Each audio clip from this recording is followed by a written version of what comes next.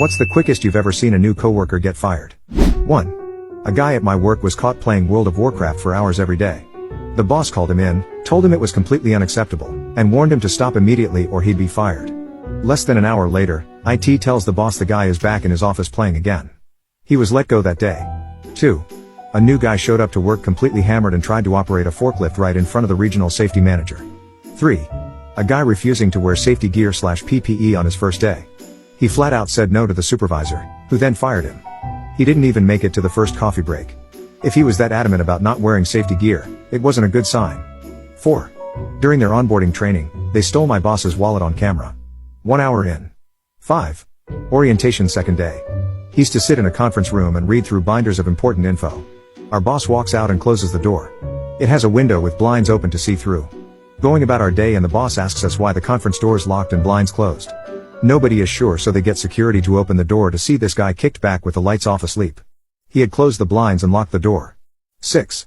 I once saw a new coworker get fired on their first day during lunch. They loudly bragged about how they lied on their resume to get the job. Unfortunately, they didn't realize the boss was sitting right behind them. By the time we got back to the office, their desk was already cleared out. They were gone before we even finished our afternoon coffee. It is just insane how stupid some people are. 7. As a teenager, I worked at a bowling alley. Within an hour, a coworker was fired for dropping a ball on the foot of a complaining patron. 8.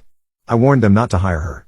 She worked at a bank, and 2 weeks after opening an account for my 15-year-old son, she looked him up on Facebook and sent him a friend request.